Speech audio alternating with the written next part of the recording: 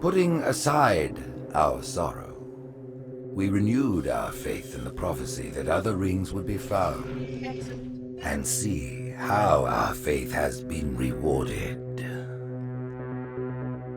The Covenant used to be the main threat, and it was a MacGuffin in the original Halo series because the real threat was the Forerunner legacy and the Flood itself. The Forerunners have been the source of so much mystery throughout the Halo franchise. It was something that was just fascinating to us. So far, it's been a lot of stumbling into their belongings. Like we found Halos. And now we found something more. We found the Prometheans. There's a degree of animalistic fierceness that maybe you didn't see in previous games. Look out! The conditions and the context are what pit a hero and antagonist against each other. For this game, we're going to get to see a lot of complexity to their civilization. From their worldview, what they're doing has to make sense. Trying to figure out ways to tell that story without interfering with the shooting aspect of it has been a really challenging thing. We've gotten glimpses of this Forerunner presence that was kind of always there, open as to whether it would ever erupt. And it did. We're trying to really take game systems and manipulate them and give them emotional coloring and context. We wanted to create something that could stand alone and be an enemy that is just as challenging, just as engaging as the Covenant has been in the past for Halo. A lot of that initial discussion was around if you had this incredibly evolved race and they were well beyond humanity, the Covenant, what would that look like?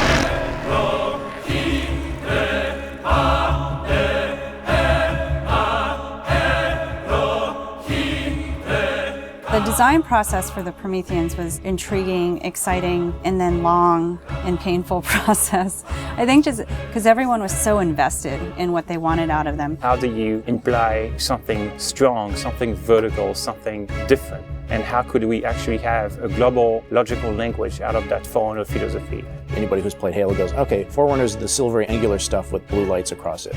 That's really the language kind of in a nutshell. For us, it was important to break that, but still find kind of like a mathematical organization. We had to do a very clear separation of style, shapes, colors, right from the start. I think the Knight's been through almost like 15 plus iterations of geometry. This sheet is like very traditional way of doing brainstorming. You just do silhouettes and then we take it and iterate some more and more and more. We didn't want them to look like monsters because they're not monsters. We had a version that looked very demon-y. These things on his back, they would go together and they would like flare out when the player was being spotted. We didn't want the Prometheans to look like robots because they're not robots. A version that looked very thin and spindly. We would see one as like, you know, that one looks cool, but it really doesn't convey commander of the battlefield. We had other stuff where they could clamp on and have these big, hulking, massive armors on top of them that would really change the variant look. For us, it was important to get it into something that people could relate to, which I think is always going to be a challenge when trying to take the Foreigner language and create a character. Making sure that his head stood out, that you could see it, that players had the ability to headshot it.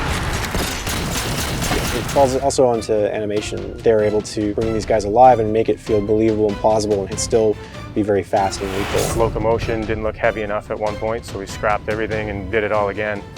The Knight's like 12 feet tall, so if it doesn't feel heavy and menacing as it's walking around and doesn't intimidate the player, then we're not doing our job. There were not a lot of real-life elements that we could take. There are joints there, some of them are not physically connected. They're holed up with the space in between them, which is some of the features that the architecture has, which is big, massive buildings like floating, defying gravity.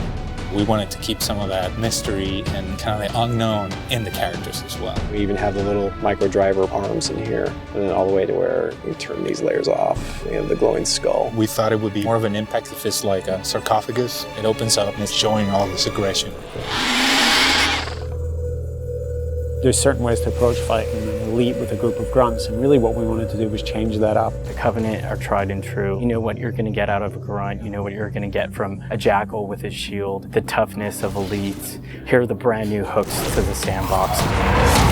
Prometheans are made up of the Knights, the Watchers, and the Crawlers. One of the big focuses for us in the design of the Forerunners was to have these different enemy classes that would be able to work together. Having this dissection so that when the player went into combat, he's sort of tactically evaluating which order to take guys out. They don't act independently of each other. You put any combination of them together, and the strategy you need to engage with them is really different. There are a variety of Knight classes.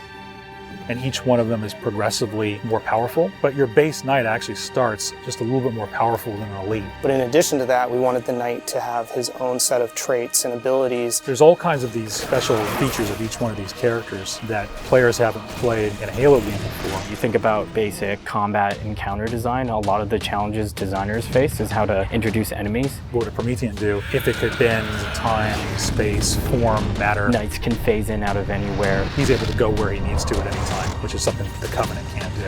Heads up! Crawlers can walk on walls, walk on ceilings.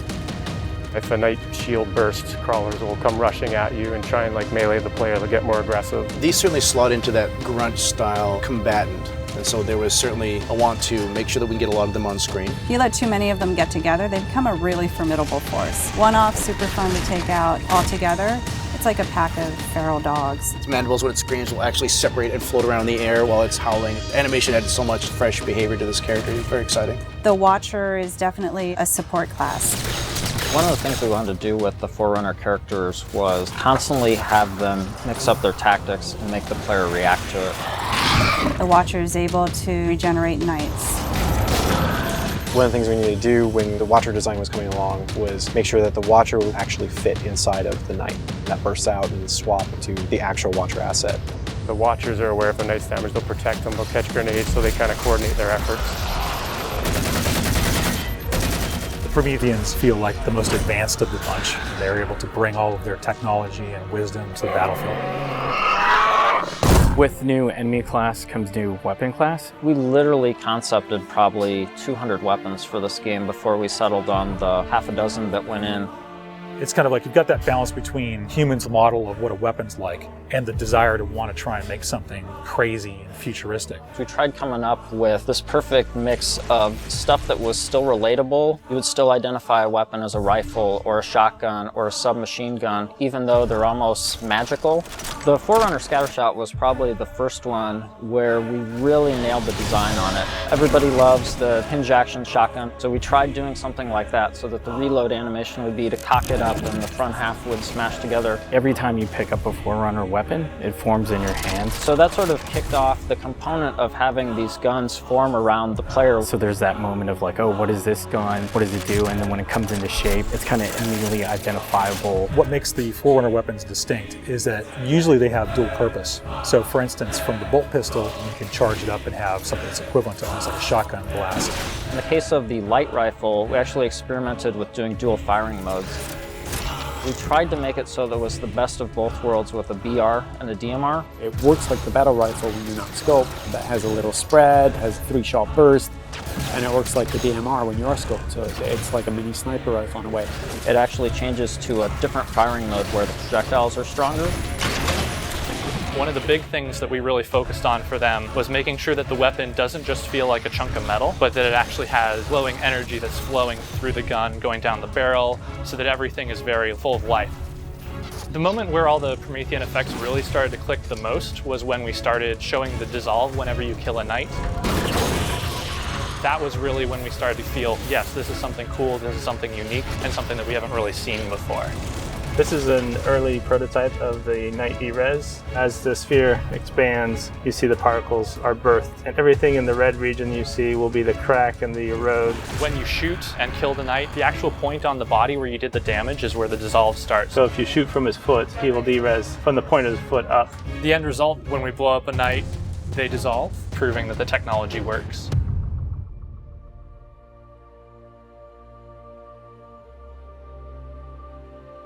I look at the changes that we're making, and it really feels like we're making a sequel to Halo 3. And that's exactly what we're setting out to do. We had the Covenant from previous games. We have the UNSC. We had all these things to take from, like, all right, we can make a new take on this, but we had zero information to some of this Forerunner stuff. We're not just on a Halo, we're on a whole planet now.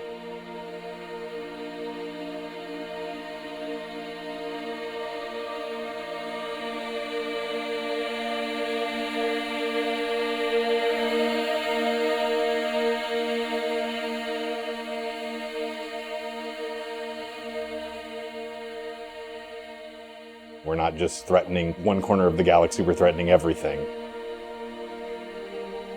We're listening to the fan feedback.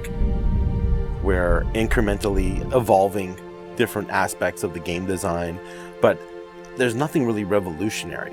And I think that's important, because I think really good design is evolutionary, not revolutionary. And I think at some points we got in our heads with this game that we're just going to make another Halo. I don't think that's what people want. They may think they want that, but what they really want is something that speaks to the things that they love, but then provides them with something new.